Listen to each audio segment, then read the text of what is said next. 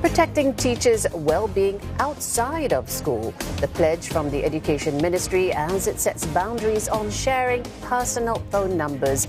Also part of new guidelines to ease teachers' workload. A pilot for parents to submit their children's medical certificates online.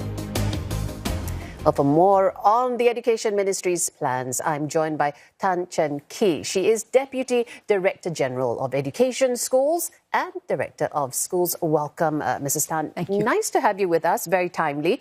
I'm wondering why the refreshed guidelines now? I'm sure there must have been a journey to these guidelines and a process of consultation between parents and teachers that led you here. Explain that. Well, the guidelines are a refreshed set of guidelines. So the first set of guidelines actually was released in 2019, and that was pre-COVID.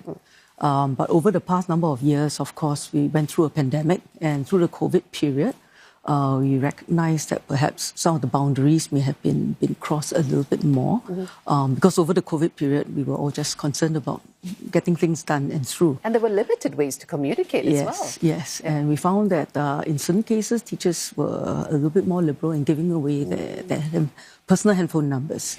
And over the past number of years, we also recognized that we have increased expectations on teachers. And we thought that it was timely to have a conversation, to facilitate conversations between teachers and parents, educators and parents, and talk through actually what would be an effective, refreshed set of guidelines that would be relevant and practical. So that started us on this journey. We got parents together to talk. We got educators together to talk. And then we got them to talk across with one another. And one very significant conclusion that both parties landed on is that we all really just want to do good by our kids. Yeah. We really just want to raise a generation of children that's happy, confident, and kind. The conclusion from the series of consultations was also that in order to do that, it was important for the home to work closely with the school. And therefore, from there, then understanding what that means and what that entails. So that's where we landed on this refreshed set of guidelines. Okay, I know these refreshed guidelines, and if you can give me examples, that would be great. But I know that they'll be rolled out to the parents, over a period of time. How will they be implemented, though? Because, look, we're already more than halfway through the year. Okay, and then now they've got, in the last quarter, the last term, they've got these new guidelines to grapple with, and, they already have set certain expectations. It's a process. So today is the first time we rolled it out, but it's a whole process of engagement, of conversations. It's a process of recalibration. So the guidelines are guidelines. But the guidelines do more than just guide, because they establish a set of baseline expectations in different baskets. So, for example, I guess why not start in the new year? Oh, the conversations need to start now in order to prepare for what's going to happen in the new year. And with the new year, you have new batches of parents coming on board. So as we release the guidelines to schools, there is also the corresponding part to engage the parent support groups and also to get the parent support groups to engage one another within the school.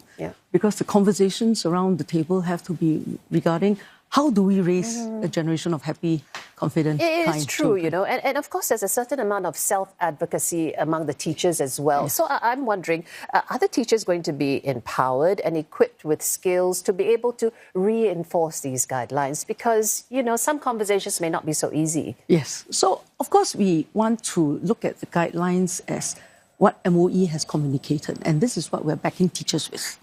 These are baseline expectations. But beyond that, as we facilitate the conversations, we are actually seeking to facilitate a change in mindset, and a recalibration of expectations. And fundamentally, on the one hand, it's really then to free up that time and space for the teachers to engage in core work, in growing the children.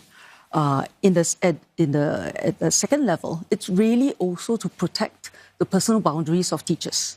Okay, Okay, so I want to talk about that distribution of work in a little bit. But first of all, this softly approach, that's how you're presenting it very kindly. But, at the end of the day, if lines have been crossed, if lines have been crossed in certain, what the MOE is calling unreasonable behavior, right? What's the recourse for the teachers and the schools? And can they expect MOE, for example, to back the teachers up and, protect them in some ways? Well, before I answer that, I'd just like to caveat that most of the parents are reasonable. Yes. And most of the parents work very closely with the schools, and there's trust, there's mutual respect, and it's a very, very positive relationship. But in our experience, and as we talk to teachers and educators, we recognize that there's a small percentage of parents who perhaps go into border on unreasonable. Some even harass. And we do have articulated in the engagement charter a statement that MOE zealously protects the well-being of our teachers. Okay. And we actually also, therefore, are prepared to take firm action against parents and all parties that cross the line. Yeah. And what that actually means is it's contextual. It depends on each case. But teachers who have been exposed to some of this unreasonable behavior, which is really unacceptable, like harassment, being disrespectful, being demeaning, and teachers some of our teachers are subject to some of this behavior. Small percentage of parents, but they're there. And we want to come out up front to say that we protect and we value our staff. And we're prepared to say, if you cross the line, we may issue a letter of warning to desist. Or we may even say, we're going to disengage until the parameters for engagement are re-established.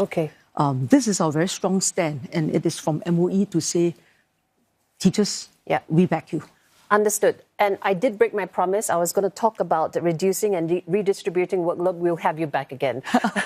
I was speaking with Tan Chen Kee, the Deputy Director General of Education Schools and Director of Schools at the Education Ministry.